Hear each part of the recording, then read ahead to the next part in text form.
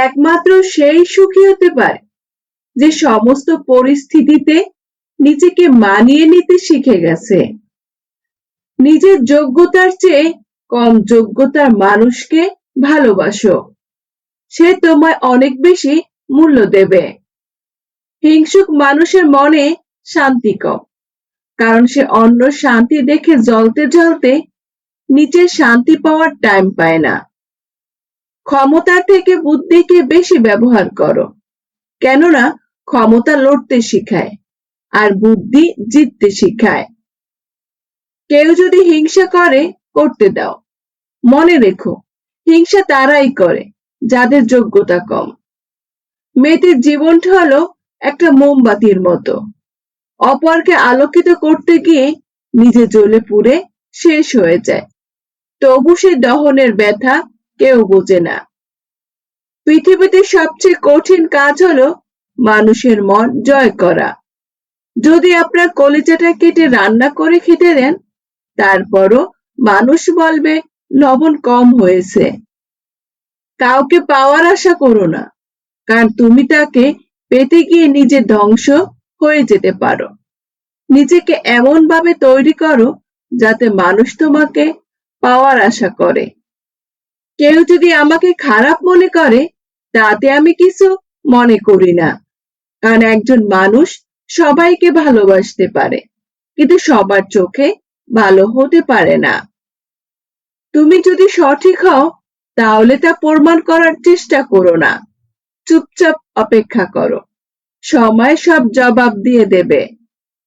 কারো মনে কষ্ট দিলে সে কষ্ট একদিন ঘুরে তোমার কাছেই ফিরে আসবে।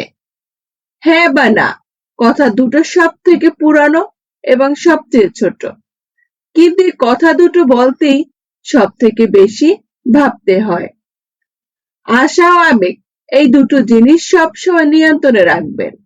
দেখবেন জীবনে কষ্টের পরিমাণ খুব কমে গেছে। শুধু হাসলে একটা মানুষ কখনো সুখী হয় না। এমন কিছু হাসি আছে যা কষ্টকে আড়াল করার জন্য হাসতে হয়। আজকাল কথা কম বলতেই বেশি ভালো লাগে, কারণ আমি জানি কথা বোঝার মতো মানুষের সংখ্যা খুবই কম, কিন্তু আঘাত করা মানুষের সংখ্যা অনেক বেশি। জীবনে চলার পথে সবসময় একলা চলতে শেখো, কারণ আজ যে সাথে আছে, কাল সে তোমার সাথে নাও থাকতে পারে। স্বার্থে আঘাত লাগলে সবাই এক সময় বদলে যায়। জীবনে যত বড় মনের মানুষ হবেন, ঠিক ততটাই বুঝতে পারবেন কোনো কিছু নিয়ে তর্ক করার থেকে নীরব থাকা অনেক শ্রেয়। একজন বাবা যত গরিব হোক না কেন, তার সন্তানকে তার সাধ্যের মধ্যে পৃথিবীর অন্য সবার চেয়ে ভালোভাবে বড় করার চেষ্টা করে। সুখী হতে চাও, তাহলে কখনো কারো ক্ষতি করো না।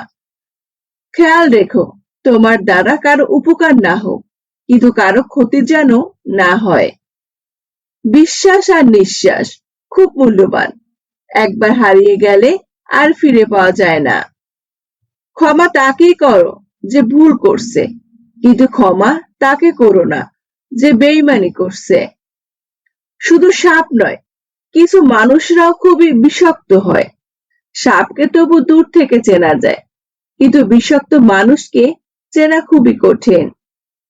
লেবু বেশি চিপলে যেমন তেতো হয়ে যায়, তেমনি কাউকে বেশি ভালোবাসলে তার অহংকার বেড়ে যায়। তাই কাউকে তার চাহিদার চেয়ে বেশি ভালোবাসা দেওয়া উচিত না। খুব নোংরা জলকে যেমন ফিল্টারও পরিশোধন করা যায় না, তেমনি খুব বেশি খারাপ মানুষকে ভালোবেসে ভালো করা যায় না। এদের ত্যাগ করা উচিত, না হলে নিজের ক্ষতি। পুত্রকে চেনা যায় বিবাহের পর, আর কন্যাকে যৌবনে। স্বামীকে স্ত্রীর অসুস্থতায়, আর স্ত্রীকে স্বামীর দরিদ্রতায়। বন্ধুর পরিচয় বিপদে, আর ভাইয়ের পরিচয় লড়াইয়ে। আর সন্তান চেনার উপায় হলো ভাগ্যে। কোন সময় টাকার অহংকার করো না। সময় কখন রাজাকে ভিখারি আর ভিখারিকে রাজা বানিয়ে দেয়, তা সময় ছাড়া কেউই জানে না। আজকালকার দিনে অর্থ আর স্বার্থ ছাড়া কেউ কারো কাছে আসে না। অর্থ শেষ হলে ফেলে চলে যায়, আর স্বার্থ শেষ হলে দূরে ঠেলে দেয়। অর্থের জন্য যে মানুষগুলো আপন ভাই বোনদের পর করে দেয়, তার মতো অমানুষ এই পৃথিবীতে আর কেউ নেই। জীবনটাকে আজও বুঝতে পারলাম না। নিজের অজান্তে এমন কিছু ভুল হয়ে যায় যা থেকে নিজেকে ফেরানো বড় দায়। না পারি সামনে যেতে, না পারি ফিরে আসতে। সময়ের সাথে সাথে যদি ভালোবাসা কমে যায়, তাহলে বুঝে নেবেন এটা কখনোই ভালোবাসা ছিল না। এটা ছিল সময়ের প্রয়োজনে একটু ভালো লাগা। পৃথিবীতে সবচেয়ে বেশি ভয়ঙ্কর রোগের নাম হলো টেনশন, যা মানুষকে ধীরে ধীরে ধ্বংস আর মৃত্যুর দিকে নিয়ে যায়। অহংকার করো না, হিংসা করো না, কেননা এই পৃথিবী মাটির উপরে যত মানুষ আছে তার থেকে বেশি মাটির নিচে আছে। শিয়াল অনেক চালাক হওয়া সত্ত্বেও মানুষ কিন্তু কুকুরকে পোষে, তার সঙ্গী হিসেবে চালাকের চেয়ে বিশ্বস্ততা বেশি প্রয়োজন। যার জীবন সঙ্গী ভালো, তার দুনিয়াতে আর কোনো বন্ধুর দরকার হয় না।